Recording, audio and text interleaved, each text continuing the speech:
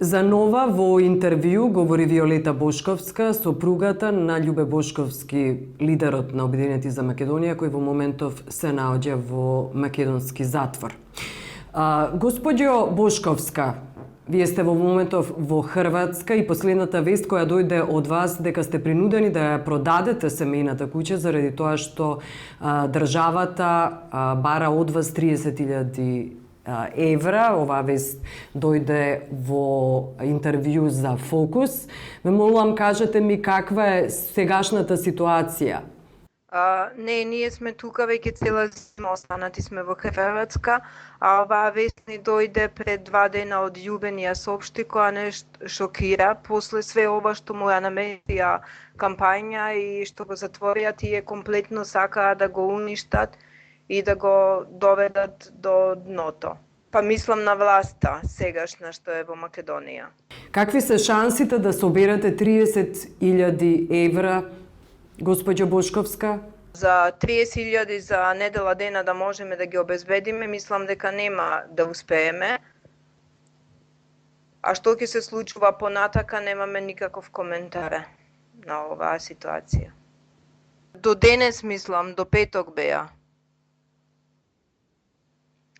До денес беа, ние да ги обезбедиме толку не можеме во овој момент. Ви изминува рокот, вие морате да ги дадете парите. Ве молам, кажете ми, има ли шанси, колку куќи имате, има ли шанси една од куќите барем да се продаде и да се покрие тој долг? Во Челопек имаме една и во Скопје една. Ставено е и блокада на имотот за да може да се продаде, додека не се исплатат тие 30.000 на државата.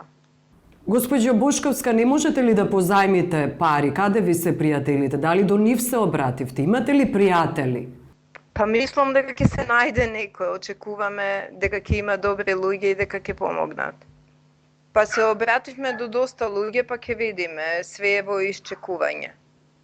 Заштитниот сведок не ги бара парите, туку државата.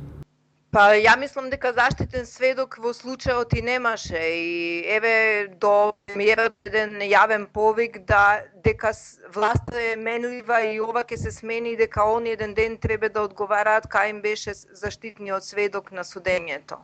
Имаше шпекулации дека заштитниот сведок сушност е Грк. Па и ние така знаеме, ама мислам дека кога беше денот на судењето, дека човекот не беше појавен во судница. Дека не постои, дека донесоа лажен сведок на судењето. Така да целата постапка им е лажна. Кој е сведокот, госпоѓо Бошковска? Немам сознание, не знам точно, не можам на ова да ви одговорам. Се плашите ли за вашата безбедност? Многу пати досега сте кажали дека стравувате за безбедноста ваша, сигурноста на вашите деца. Сега за сега мислам дека нема да се осмелат нешто на мене и на децата да не направат, али дека има најава дека се заканува дека Љубе ќе го уништат и додека не го видат мртов нема да се помират со тоа, тоа е точно. Бидејќи ги имам добиено од блиски извори на владините луѓе информациите. Кои се тоа тие, како што велите? Кого обвинувате поточно? Па сега не би коментирала лично име, бидејќи све во Македонија е со тужби, па така да не добијам и јасна тужба. Како се чувствува господинот Бошковски во моментов, тој се наоѓа во македонски затвор? Па лошо. Па све ова што му го местат и новото дело кое е за убиство и се околу имотот не му е баш едноставно. Како ги плаќате адвокатите? Имате ли пари доволно? Постепено. Некој има од адвокатите кои што се бесплатно, а некои ги плаќаме, така да се сноѓаме. Дали со промена на оваа власт, доколку дојде до избори, сметате дека би дошло до некаква пресвртница во случајот Бошковски?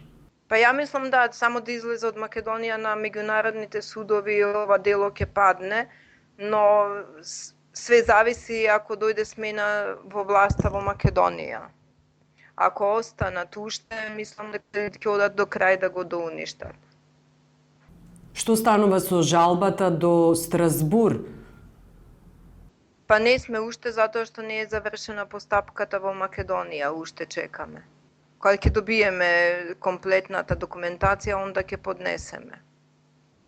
До кога мислите да седите во Хрватска?